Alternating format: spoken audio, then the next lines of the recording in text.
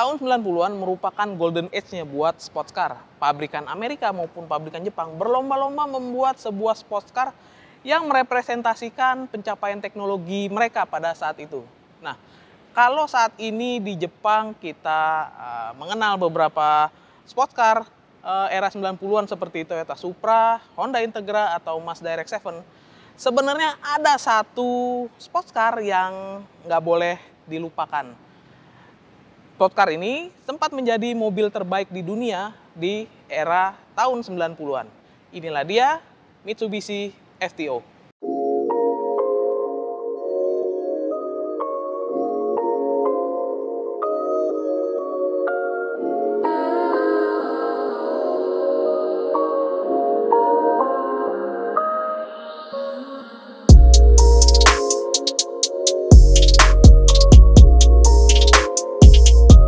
Mitsubishi FTO sebenarnya dijual dalam beberapa trim, dan ini merupakan trim GPX atau trim yang bisa dikatakan yang tertinggi ya. Bedanya dengan trim-trim di bawahnya, yang pertama adalah dia sudah dilengkapi dengan mesin 2000 cc yang NIVEC, jadi katup variabel khas Mitsubishi, dan powernya sudah lebih tinggi, yaitu 197 horsepower. Jadi powernya ini lebih tinggi dibanding mesin yang sama, 2000 cc V6 yang sama, yang dipasang di model trim terbawah. Pembeda lainnya adalah dia memiliki spoiler di belakang, dan juga sebenarnya ukuran velg standarnya yang lebih besar, 16 inci. Karena ini sudah diganti, jadi kita tidak bisa melihat ukuran atau desain velgnya seperti apa. Selain itu, tipe GPX ini juga memiliki fitur lainnya, yaitu pion lipat otomatis dan juga pengaturan climate control di AC-nya.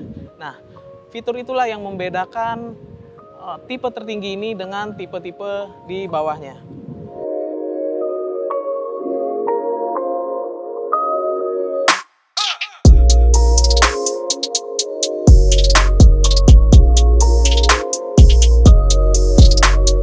Jadi FTO adalah kependekan dari Fresh Touring Origination yang diambil dari keluarganya Mitsubishi Galant di tahun 1970-an.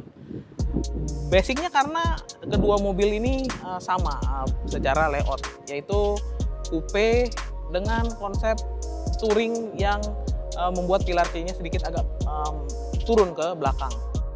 Sementara perbedaannya adalah jika FTO di saat itu berpenggerak roda belakang dengan mesin di depan, FTO terbaru ini memiliki gerak roda depan dan juga mesin yang ada di depan.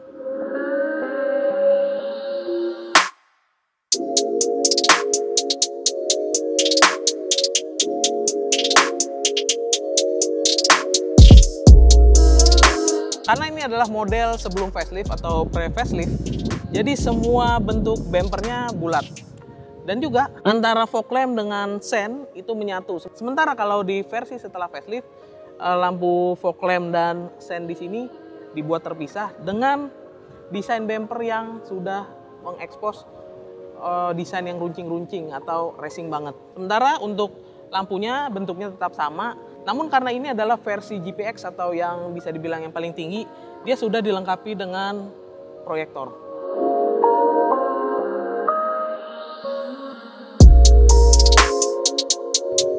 Bagian velg sudah diganti sama pemiliknya dengan OZ Racing tipe Chrono HT.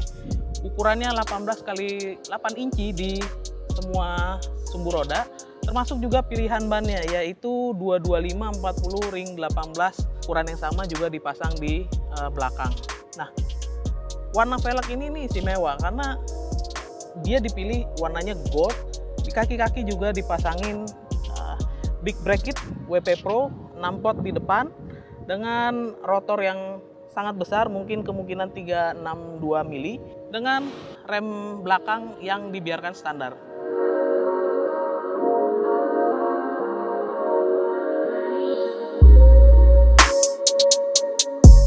Bagian belakang ini yang membuat FTO dianggap sebagai stepstone-nya untuk mereka yang mau naik ke Mitsubishi GTO atau 3000 GT. Karena bentuk belakangnya ini hampir mirip dengan kakaknya itu.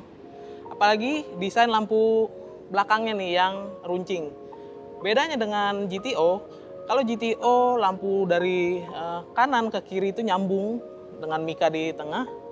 sementara dia dibiarkan kosong di tengahnya. Sebagai gantinya, FTO disematkan semacam emboss seperti ini, atau deboss ya sebutannya, dan dikasih warna yang berbeda dengan bumper. Nah, ini sebenarnya yang membuat FTO kelihatan lebih eksklusif.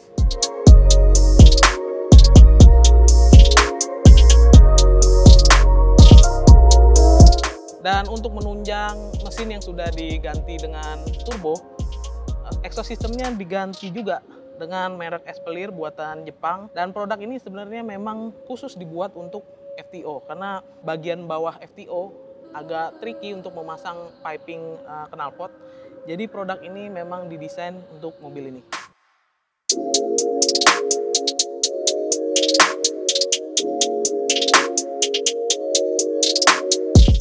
Inilah ruang mesin Mitsubishi FTO ini. Seperti bisa kita lihat ada tambahan turbo, open air filter, dan juga blow off serta piping custom. Nah, mesin V6 2000 cc ini itu dipasangin dengan transmisi otomatis yang teknologinya bisa dibilang advance di zamannya. Jadi dia dipasangin teknologi bernama Tiptronic yang bisa membuat driver mengemudikan mobil ini dengan sensasi mobil otomatis atau manual. Jadi ada 4 percepatan dari transmisinya. Pengemudi tinggal menggeser tuasnya dan mengatur tingkat kecepatannya aja untuk membuat mobil ini berlari lebih kencang. Nah, teknologi Tiptronic ini kabarnya dulu diadopsi dari Porsche karena pengembangan sports car di Jepang waktu itu memang selalu berkiblat ke negara-negara di Eropa.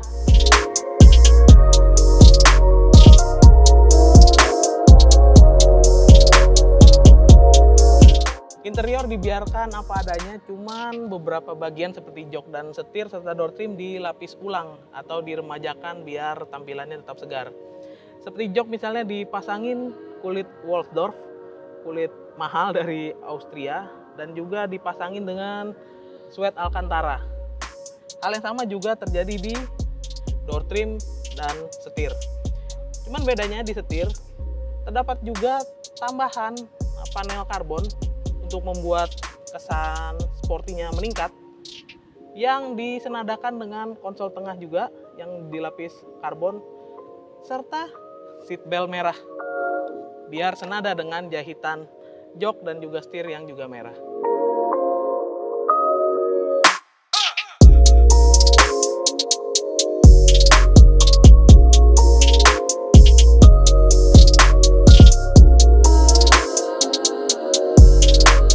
Karakter mesin V6 2000 cc-nya ini gampang banget untuk diadaptasi buat dipakai harian untuk kecepatan sedang ataupun rendah. Sementara karena dia ditambahin turbo, putaran atasnya menjadi lebih powerful. Sehingga mobil ini pas banget deh untuk selain dipakai sebagai mobil harian juga dipakai untuk JDM run.